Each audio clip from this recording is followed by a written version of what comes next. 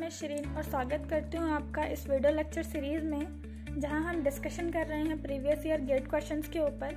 अब तक हमने 2017 तक के सारे क्वेश्चंस डिस्कस कर लिए हैं जो कि रेगुलर लैंग्वेजेस पर आए हैं। आज हम डिस्कस करने वाले हैं 2018 और 2019 के क्वेश्चंस। सबसे पहले मैं आपको ये बताना चाहती हूँ कि अगर आपने मेरे पुराने लेक्चर्स नहीं देखे हैं तो सबसे पहले आप उनको चेकआउट करिए। इसका लिंक मैं आपको आई बटन पर दे दूँगी। और अगर आप चाहते हैं कि मैं इस तरह की वीडियोस और बनाऊं तो आप मुझे कमेंट सेक्शन में मेंशन करके ज़रूर बताइएगा। आप लोगों की गेट की प्रिपरेशन कैसे चल रही है वो भी मुझे आप कमेंट सेक्शन में बताइएगा। एंड आज हम टॉपिक्स पढ़ने वाले हैं about the NFA, minimum number of states and regular languages के कुछ इम्पॉर्टेंट टॉपिक्स मैं आज इस डिस्कशन में डिस्कस करूँगी। और आपको ये भी बताऊँगी कि किस तरह से हम बाय यूजिंग शॉर्ट ट्रिक्स हम अपने आंसर को with in fraction of second solve कर सकते हैं। चलिए शुरू करते हैं अपना आज का ये सेशन। सबसे पहला क्वेश्चन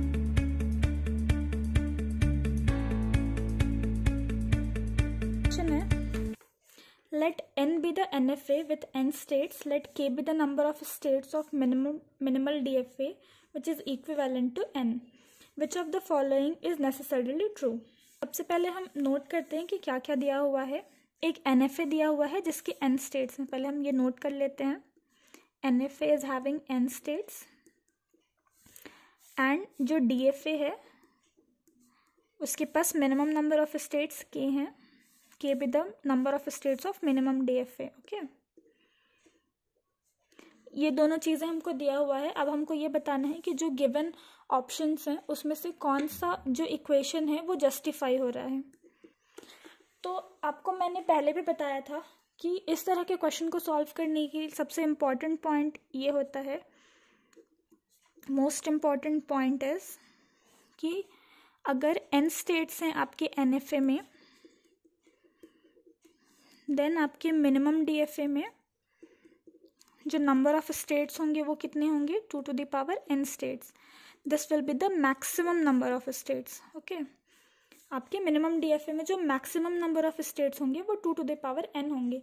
तो क्योंकि यहाँ पे NFA का जो दिया हुआ है वो दिया हुआ है n स्टेट्स हैं और जो आपके DFA का दिया हुआ है वो है k स्टेट्स।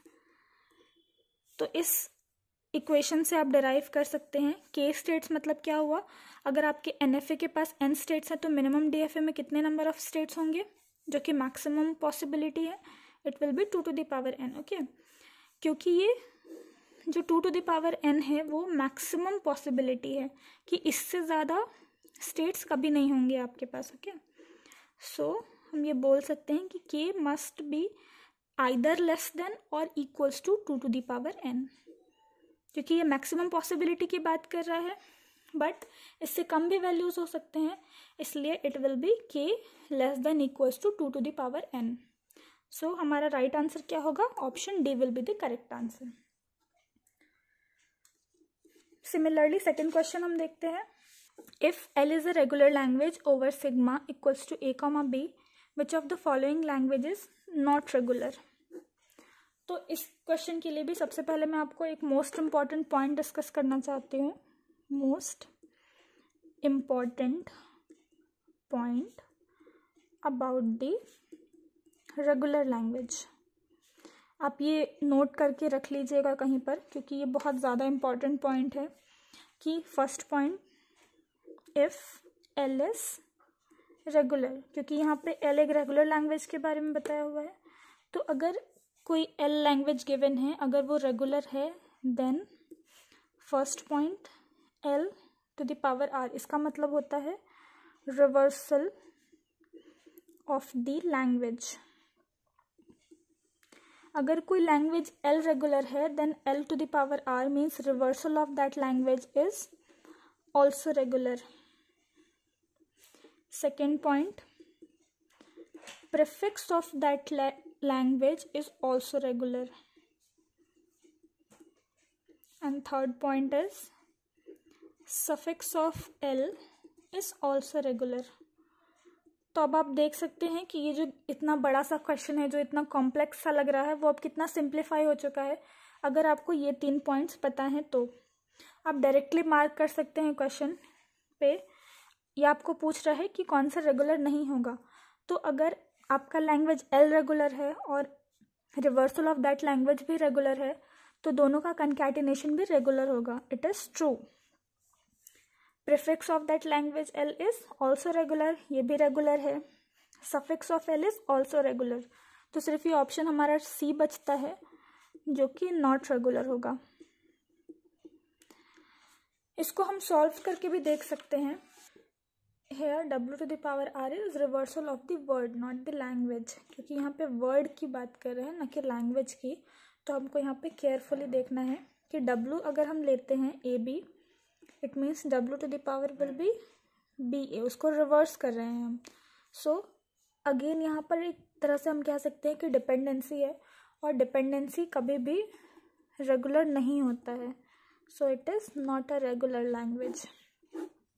तो इस तरह से हमने अपने आंसर को भी जस्टिफाई कर दिया कि option C will be the correct answer because it is asking for not regular.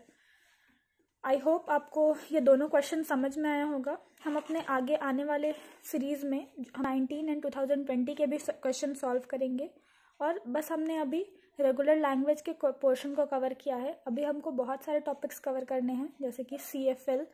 हम CFG के बारे में भी डिटेल में डिस्कस करेंगे कि CFL क्या है, CFG क्या है, recursive language, CFG, CFL, recursive enumerable, इन सारे टॉपिक्स पर भी अभी हमको क्वेश्चंस डिस्कस करने हैं। सो आप इस चैनल पर बने रहिएगा।